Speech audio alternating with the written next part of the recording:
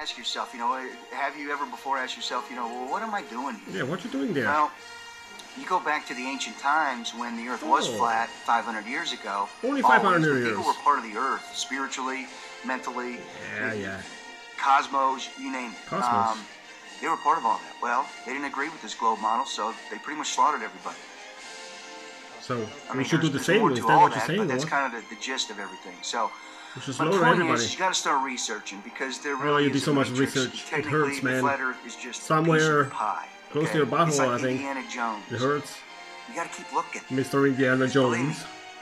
That tree, that branches off into many branches. Yeah, retards, flattards, globetards. There's a heck of a lot more going on. Those are the branches. Deceiving your mind and indoctrinating you and keeping you in the matrix. Lovely. So, time to get out.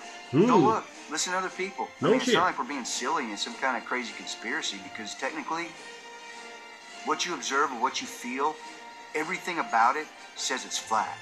You got nothing in your head that says it's round, other than indoctrination. You grew up with a ball and a globe in your school. They tell you there's outer space, landing on the moon. You've been indoctrinated. Sorry. Talking about if you say you see a curve, go look again. And open your eyes because you don't see a curve. Sorry. Anyway, you can live the fantasy. I'm out. Bye-bye. I'm gone. Here. Over here. How does a rainbow get its curve? And he's like playing with like bowls and stuff in an apartment. Meanwhile, I'm outside like immersed in rainbows. And he's like, over here, over here, over here, over here. And so far, that's really all he's contributed to the flat Earth is distracting people away from my research, which was actually perfect because he added value to the premise of why rainbows are important. That's right. Until that point, people were like, well, here's this one guy talking about rainbows. And it was only when he was like, over here, that people cared.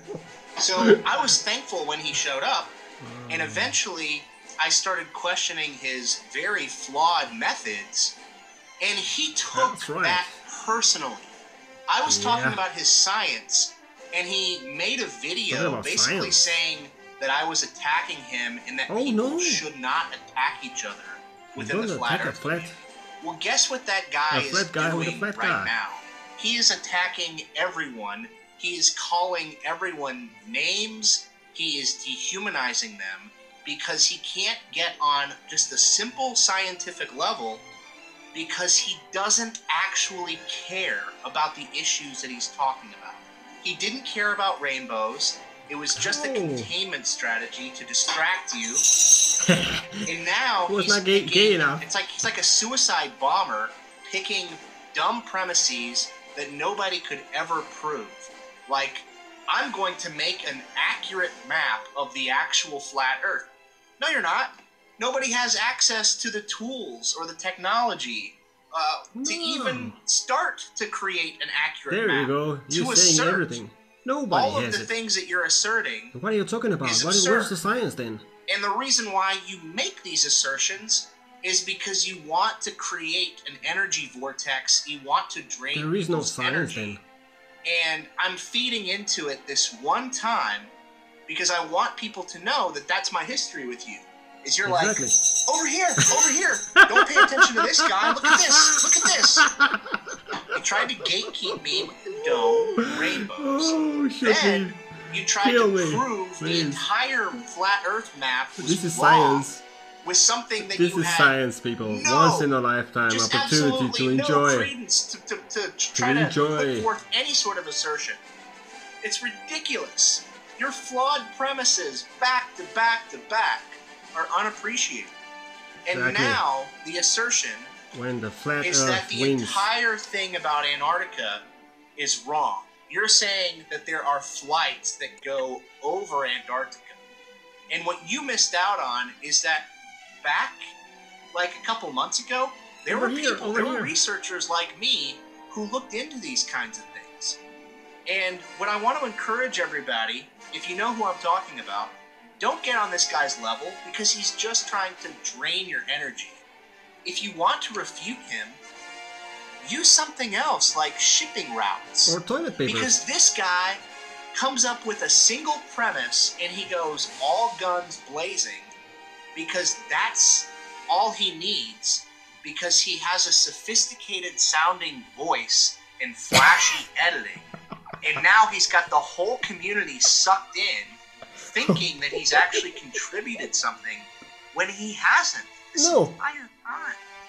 So here's a well, obviously, I'm not even going to agree to disagree. I think that this hypothesis is driven by an emotional need for you, and I would imagine that has something to do with your childhood. And you said as much. I'm not you saying it makes you feel secure, it makes you feel closer to your creator, it gives you a religious perspective on the world that is of comfort to you. And that doesn't, again, that's not an argument to say that everything that you've said is perfectly false. I'm just saying that it is driven by an emotional need, and therefore it is resistant to empirical evidence. Now, I have no problem being resistant to empirical evidence because we all have to invest in a worldview, and we do all have to, the more we commit to that worldview, the more invested we become in it. And you're 9 months into this, which is why I'm sort of fighting hard to reel you back in a little bit. And I would say that for you to focus on things in your life that could make your life better, I don't think that the flat Earth is the most important thing, even if it were true, believe it or not. I think that teaching people to treat their children better, teaching people to live with virtue and integrity in their lives according to the standards and principles of virtue and goodness, which are the same whether the world is flat or round. What has that got to do with the story? What has that got to do with the story? Come on, man. Whether it's relative to whether the world is a sphere.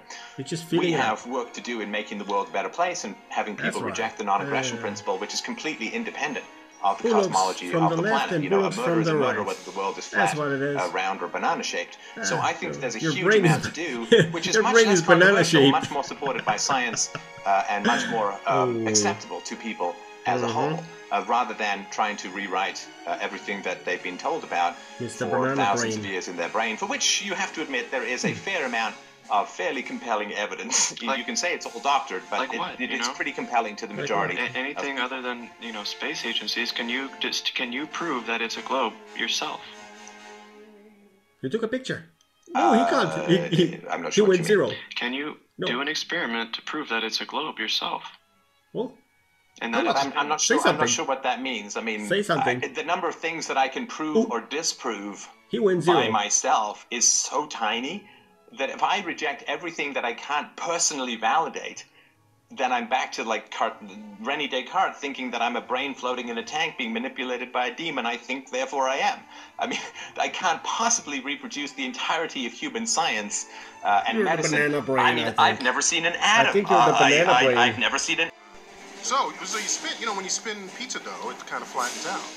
It gets wider in the middle, and so Earth, throughout its life, even when it formed, it was spinning, and it got a little wider at the equator than it does at the poles. So it's not actually a sphere; it's oblate. Here's goodies for everybody, for the flat earthers and globe tards. Not only that, everybody. It's slightly wider below the equator than above. Even for vegetarians. A little chubbier. A little chubbier. Yeah. Chubby's a good word. It's like pear-shaped. Pear-shaped.